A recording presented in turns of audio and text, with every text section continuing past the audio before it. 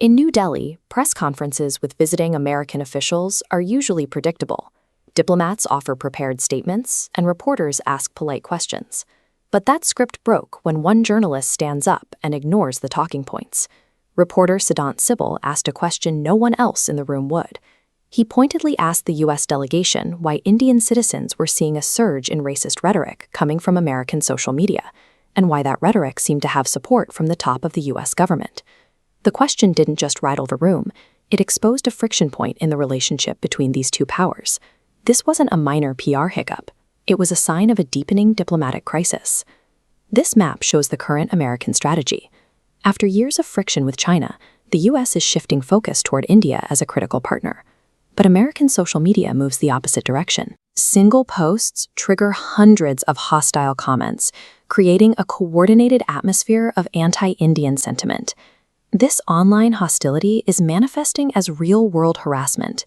Indians living or traveling in the West are now reporting face-to-face encounters with the same rhetoric they see on their screens. These comments aren't limited to anonymous accounts. Some of the most hostile language is coming directly from the highest levels of U.S. political leadership. Donald Trump recently shared a document on his social media platform that explicitly labeled both India and China as hellhole countries. This has created a strategic contradiction. The U.S. is asking India for a deeper alliance, while prominent American voices are publicly disparaging the country, leaving the partnership in a precarious state. Secretary of State Marco Rubio traveled to India to manage this tension.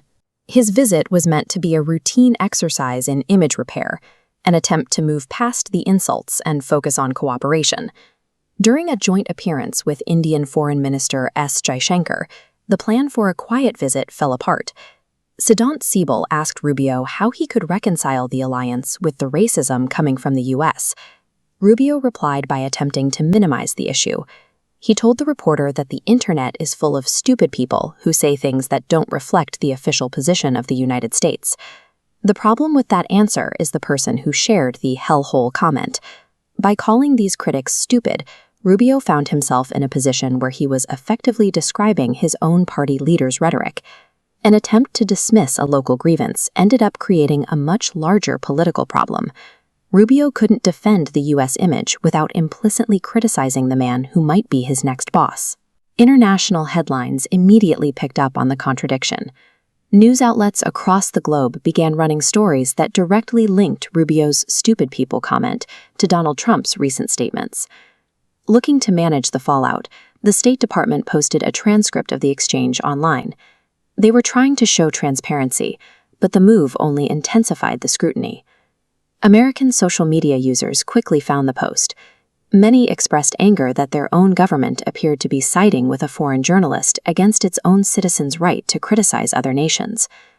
Under pressure from both sides, the State Department took the rare step of deleting the post entirely.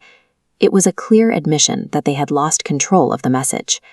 A single question at a press conference led to a breakdown in communication. It showed a government struggling to keep its domestic political rhetoric from sabotaging its foreign policy. This internal American friction is a gift to its rivals. In Beijing, Xi Jinping is watching the U.S. struggle to maintain the very alliance it built to contain him. Chinese social media accounts have begun circulating the Rubio clip, using it to highlight what they call American hypocrisy. They are framing the U.S. as an unreliable partner that insults its allies behind their backs. This event has solidified India's posture. Indian leaders and journalists are making it clear that the price of their cooperation is basic respect. They are no longer willing to overlook domestic insults for the sake of a strategic deal. New Delhi knows it has leverage. If Washington wants a partner against China, it must address the hostility generated within its own borders. We are seeing that superficial gestures are hitting a wall. Videos of leaders praising Prime Minister Modi aren't enough to counteract the impact of calling the country a hellhole. The damage to the relationship is structural. This press conference showed that a superpower's global strategy can be derailed by its own internal divisions. In a world of instant communication, the things said for a domestic audience can travel across the world in seconds and destroy an alliance just as fast.